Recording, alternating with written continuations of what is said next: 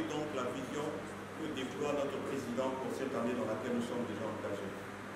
Je voudrais donc que nous puissions accueillir à ce pupitre le leader, le président, le guide, le conducteur de cette grande famille, l'Église Foursquare de Côte d'Ivoire. J'ai nommé le révérend docteur Kwame Nyepé Marius sous vos acclamations.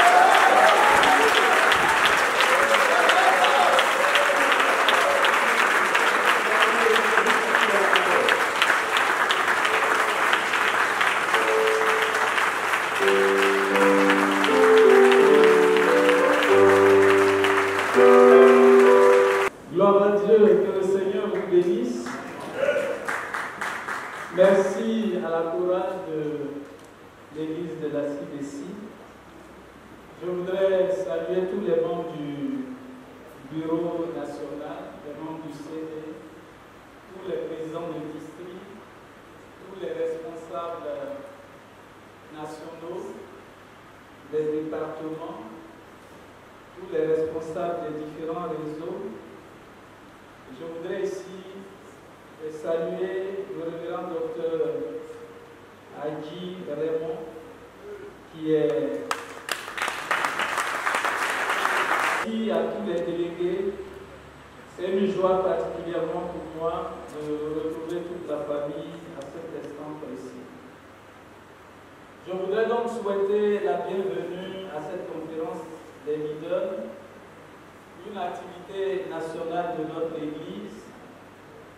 Tous les pasteurs, les leaders, les délégués sont rassemblés, non seulement pour réfléchir sur la vie et l'orientation de l'Église, mais aussi seront entretenus autour d'un thème général qui sera exposé et nous aurons l'occasion de réfléchir et aussi de travailler dans des différents ateliers.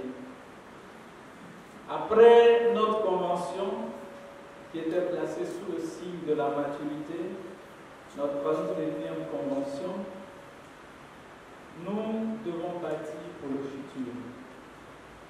Ce thème est très important et sa compréhension nous engage à la productivité, mais aussi à l'excellence, afin d'honorer Dieu par notre travail et notre ministère. Les objectifs à cette conférence de leaders, c'est que tous nos fidèles et pasteurs soient au même niveau d'information. Deuxièmement, élever le niveau d'engagement et d'implication de chaque responsable dans la vie de l'Église, en faisant non seulement un esprit d'appartenance qui ne souffrira d'aucun handicap, mais aussi d'un engagement sans précédent. Et enfin, embrasser la vision tout en réalisant le programme et le plan d'action qui a été présenté à notre rentrée pastorale. Le thème de notre retraite, le thème général, c'est bâtir pour le futur. Et nous nous sommes appuyés sur le texte de Agé, chapitre 2, le verset 9,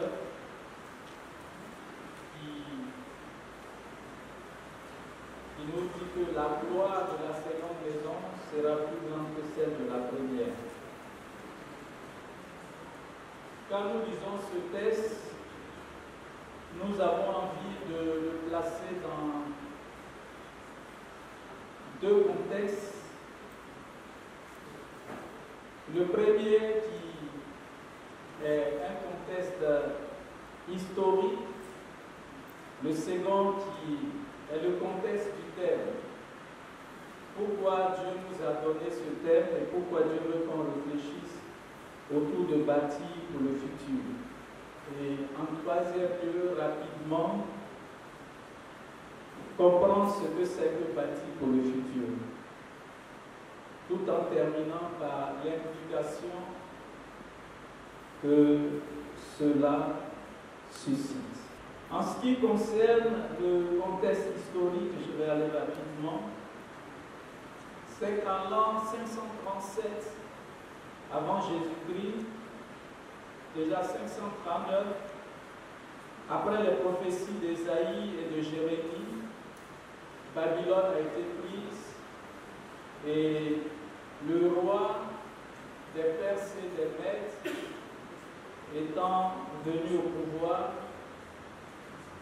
l'année suivante, en 538, le roi Cyrus a fait un édit donnant aux exilés de rentrer à Jérusalem.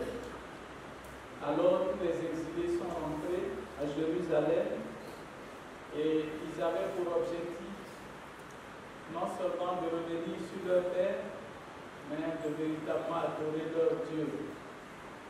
À cet effet, ils ont rebâti l'autel des sacrifices parce qu'ils devaient faire des holocaustes à Dieu et ils ont posé les fondements du temple qui avait été détruit. À la suite de cela, il y a eu quelques remous qui se sont soulevés dans la suite des temps et le roi Darius a pris le temps de calmer tout ce qui se passait jusqu'à l'an 520.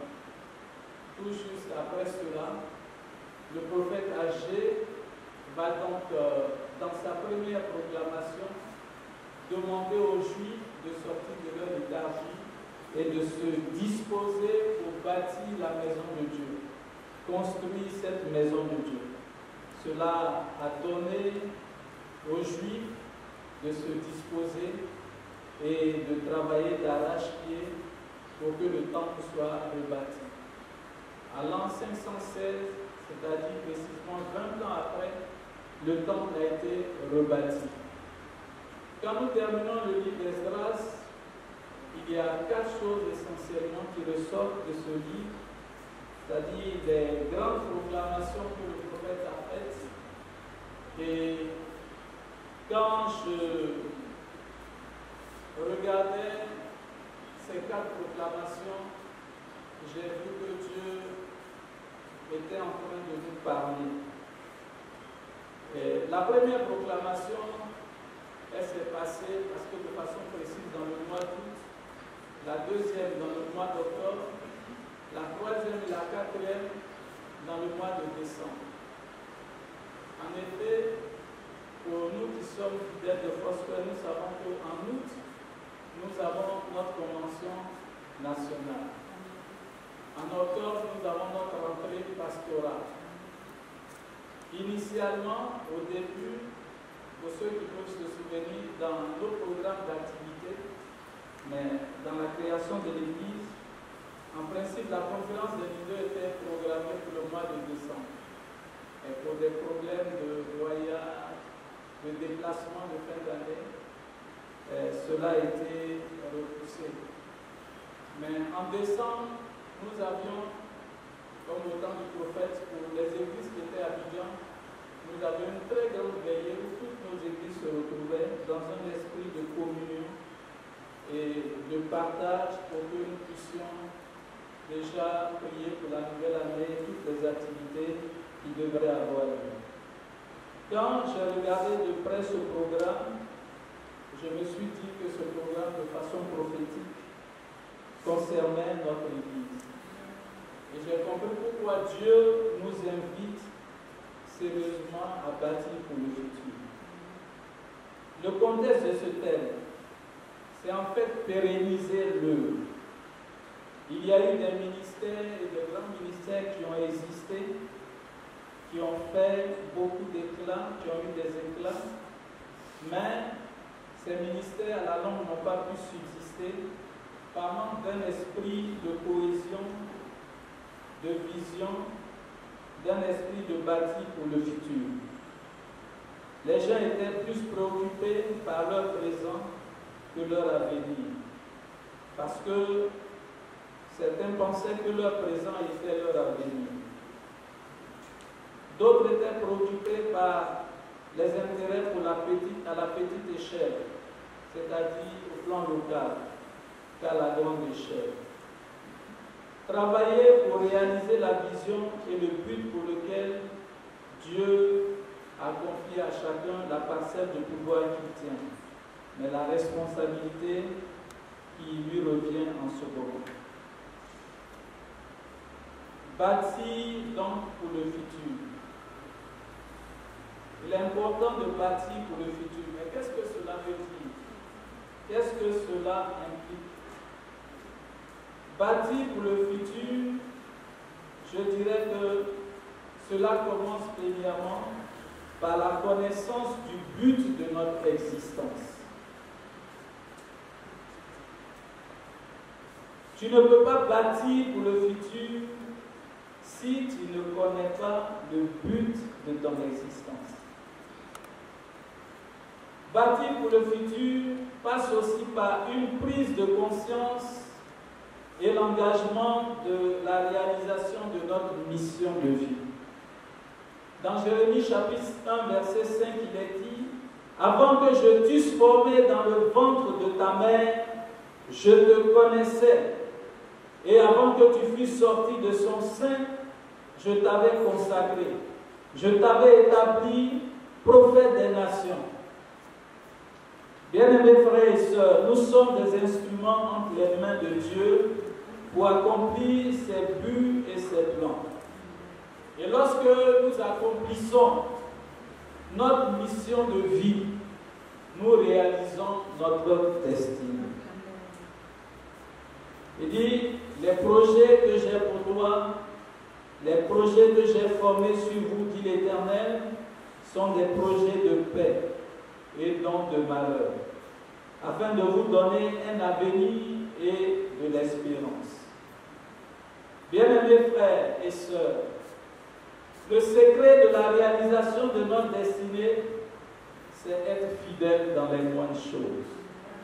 Luc 16, 10 à 12 nous le répète. Celui qui est fidèle dans les moindres choses l'est aussi dans les grandes. Et celui qui est injuste dans les moindres choses l'est aussi dans les grandes. Si donc vous avez été fidèle dans les choses injustes, qui vous confiera les véritables? Et si vous n'avez pas été fidèle dans ce qui est à autrui, qui vous donnera ce qui est à vous? Bâtir pour le futur, c'est aussi nous mettre en marche pour la réalisation du plan de Dieu pour notre vie et pour l'accomplissement de ses desseins. C'est travailler pour accomplir ce pourquoi Dieu nous a choisis. Parce que chacun de nous a été créé pour un but. C'est aussi donner aux générations futures ce que nous sommes supposés leur apporter. C'est ne pas avoir le crédit du monde. C'est mourir à vide, disait Miles Monroe. Bâtir pour le futur, c'est enfin laisser un héritage.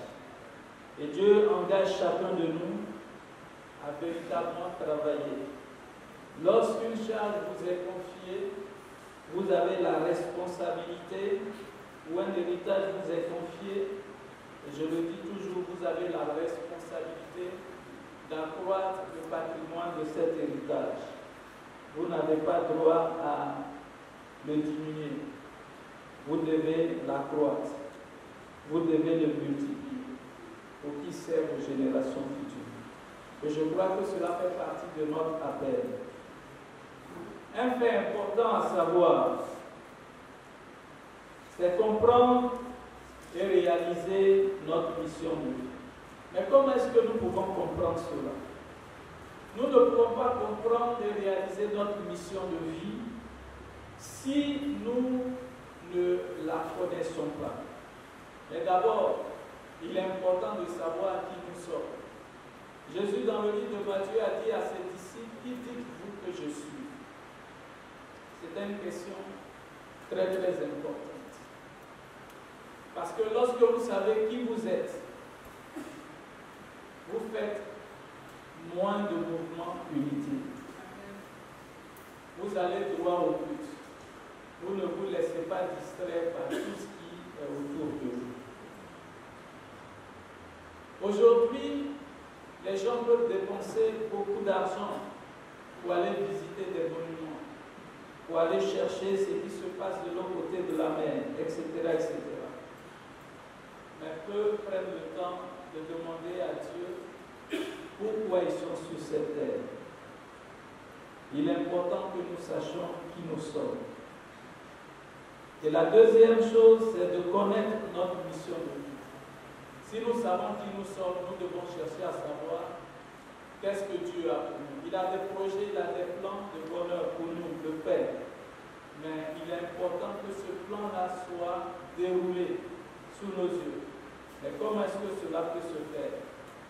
Je ne vous apprends rien, c'est dans la prière, dans la révélation que va nous donner le Saint-Esprit à travers notre communion avec lui, à travers la manifestation des dons, mais aussi à travers la parole de Dieu.